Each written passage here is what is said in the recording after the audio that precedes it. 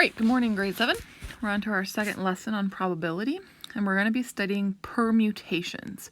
So it's really important that you remember that word as we go through this lesson, because then tomorrow we're going to study something called a combination, and they're different. So really want you to think about what the word permutation means later when I introduce that. But before we talk about permutations, I just want to review the fundamental counting principle. Remember, this is what we can use if we want to figure out how many different combinations we can make of something.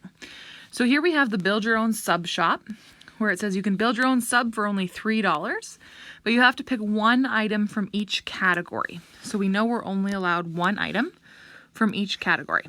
So what we can do is we can use the fundamental counting principle to figure out how many different possible combinations there can be. So if we look at the bread, there's 3 combinations. There's 3 options. There's meat is 3, cheese is 4, veggie is 4, and then our toppings are 4. So using the fundamental counting principle, I can just multiply all my different options to get all my different combinations. So you can do 3 times 3 times 4 times 4 times 4, and then you will get all your different combinations. Now remember, the reason this works is because you can use one thing from each category. If you change even one thing, you've created a different combination. So for example, I might want white bread with turkey, with Swiss, with lettuce, and with mustard. That's one combination. But if I change even just one thing, like instead of mustard, I put on ketchup, I've created an entirely new combination. Okay, so that's the fundamental counting principle. You basically multiply all the different options to figure out in total how many different things there can be. But now we're going to talk about permutation. The things that I want you to remember about permutation is the words position and placement. So a permutation is arrangement of items where order matters. Okay, so when we're talking about the Subway, the order didn't really matter that you picked it in. Like I could pick the white turkey, Swiss, lettuce, mustard. You could come behind me in the shop and you could pick the exact same thing, but then just maybe change instead of lettuce, you want dill pickle. The order doesn't really matter when you make it. But with a permutation, the position or the placement or the order matters. So let's pretend that I have 3 different prizes for kids at the bazaar, and these are the only 3 prizes I have. So 3 kids come up to me and they each get to pick a prize. But as soon as one person picks the silly putty, it's gone. So that means the next person is only left with 2 choices, the pencil or the Hot Wheels. If one of them picks the Hot Wheels, the last person in line automatically has to pick the pencil. Okay? So when we're trying to figure out combinations, that means when order matters, it changes what options we have happening. So let's walk through this example. So let's say we have Tom, Bob, and Dave, and they're at the bazaar. And Tom gets to pick his prize first. So he picks the silly putty. Because he's picked the silly putty, that means that Bob and Dave can't pick the silly putty. So Bob goes next and he goes, well, I'm going to pick the Hot Wheels because Hot Wheels are better than a pencil. And then poor Dave has no option. He's left with a pencil. So this is one permutation. This is one option for these 3 guys of how it could have played out. Let's do it again. Let's say Tom again picks the silly putty. But now this time Bob picks the pencil and then Dave picks the Hot Wheels. This time Tom picks the pencil. Let's do Bob picks the silly putty and Dave gets Hot Wheels again. Tom picks the pencil. Bob gets the Hot Wheels, and then Dave finally gets the silly putty.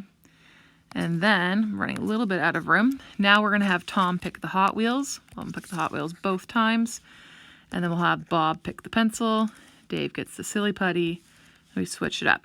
So what you should be able to see here, if you think of each of these as a row, we have 1, 2, 3, 4, 5, 6 different permutations, different things where the order or the position matters. Okay, so if you think about poor Dave, every time he pretty much was stuck with whatever was left.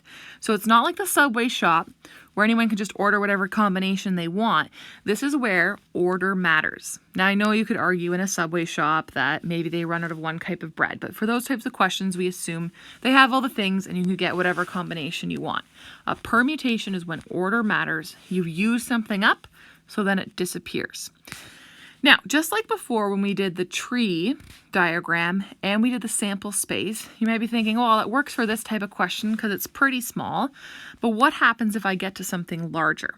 So just like I taught you the fundamental counting principle, now we're going to take a look at factorials. So a factorial of a number, n, so remember n just represents, we don't really know what the number is the product of all the numbers from 1 to n. It's written like this, n with an exclamation mark, and we say it n factorial. So what does that really mean? Well, what it means is, in this case, remember where we had the silly putty, we had the pencil, and then we had it, we'll just say car, these three things. What I can do to figure out how many different combinations there could be, because it's a permutation where order matters, I can say, well, there's three things, 1, 2, 3. So I'm going to call it 3 factorial. Okay, so there's 3 different items to choose from. Order matters, so it's 3 factorial. So remember we said that a factorial of a number, so in this case we're using the number 3, is the product of all the numbers from 1 to whatever that number is. So 3 factorial actually is 3 times 2 times 1. We started at 3 and we worked our way down to 1. 3 times 2 times 1 is equal to 6. There's 6 different ways we could have distributed the silly putty, the pencil, and the car. We're using 3 factorial. So this is just really an algebraic or numerical way to represent what we actually drew over here. So let's try that with a different example. So let's say your mom bought popsicles. There's only 5 left. They're all different flavors. Maybe there's 5 kids in your family. Order matters. So let's say your little sister goes first and she picks this orange one. You only are next in line. You only have 4 left to choose from because the orange and yellow one was already taken up. So let's say your sister goes first. When she picks, she has 5 choices because she was the first one. So she picks the orange one.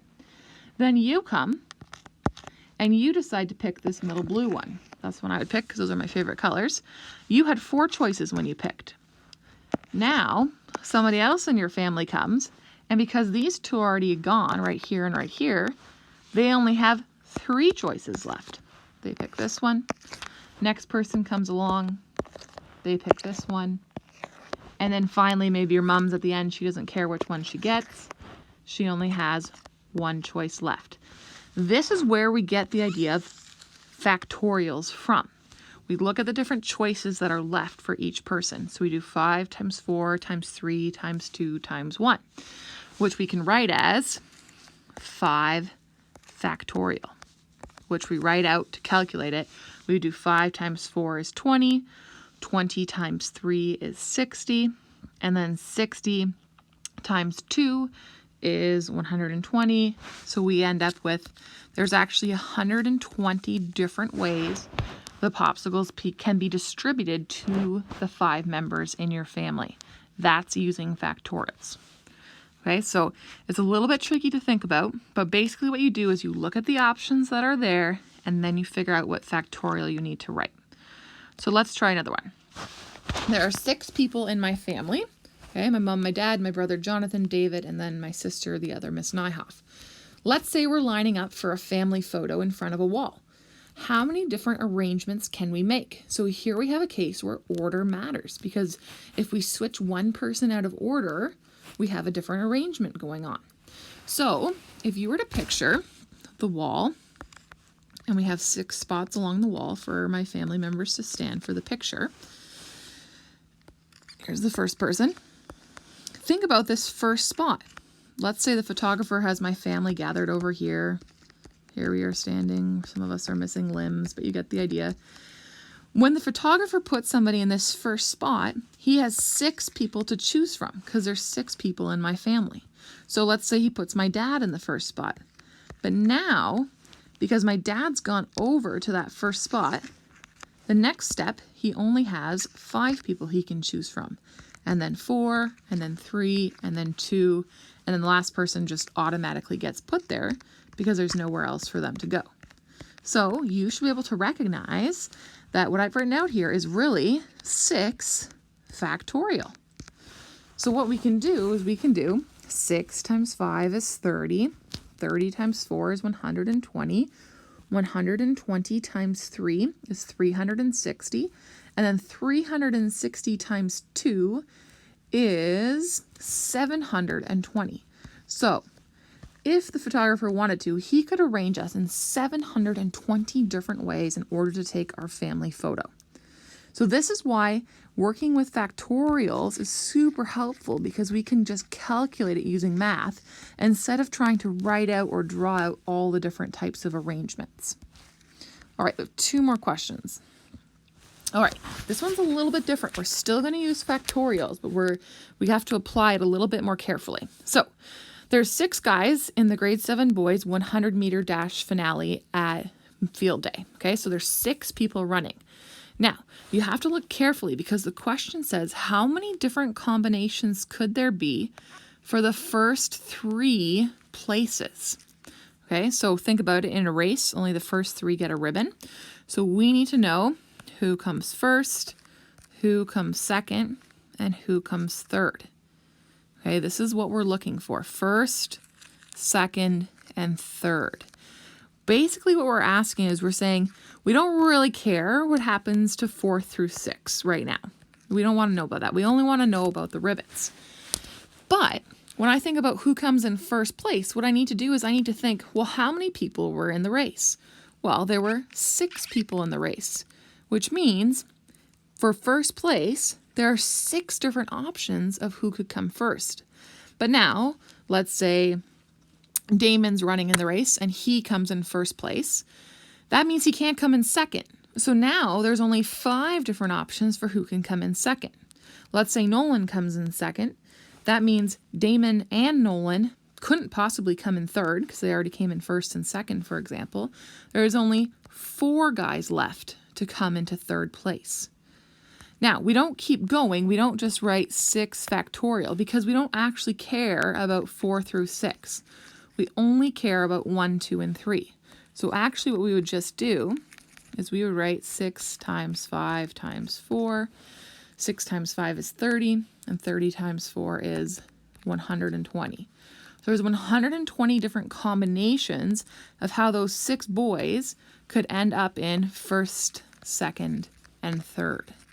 So you have to really pay attention because there were 6 people. So I start with the number 6, but then I only go down to the first 3 places. So let's try that again using just a piece of a factorial with my next question. So my sister, the other Miss Nyhoff, this is a true story.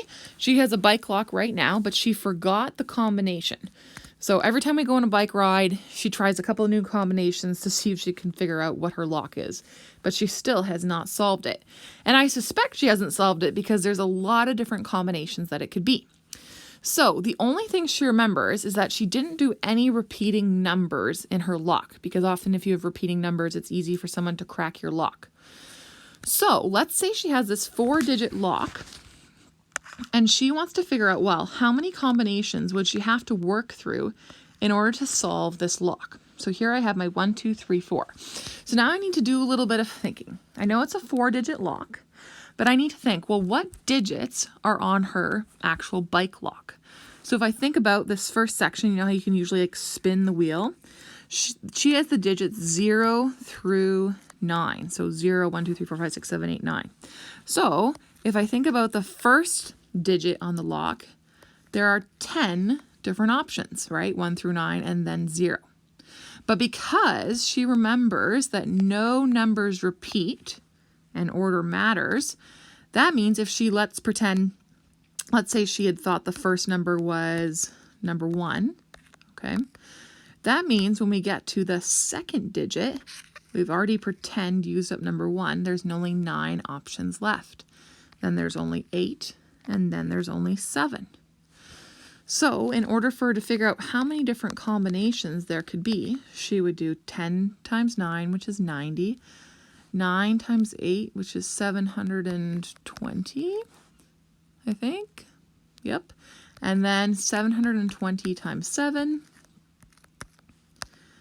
And we would get that there are 5,040 combinations that she needs to try in order to figure out what her bike lock is. Okay? So again, this is sort of like using a factorial, but I didn't go all the way 10, 9, 8, 7, 6, 5, 4, 3, 2, 1 because there were only 4 digits that she had to solve. So when you're doing your lesson today, be careful and pay attention, right? I had 10 digits I could put in there, but I only needed to fill 4 spaces. My other clue for your lesson today, there is one question that doesn't use anything we've worked on this lesson. It actually uses the fundamental counting principle. So I want you to remember, we use this system that we've reviewed here, factorials and working our way down. We use that when order matters. If order doesn't matter and we don't use up the digits or use things up, then we can just use the fundamental counting principle, like we did with the ice cream the other day and now with the sub sandwiches. So feel free to give me a call.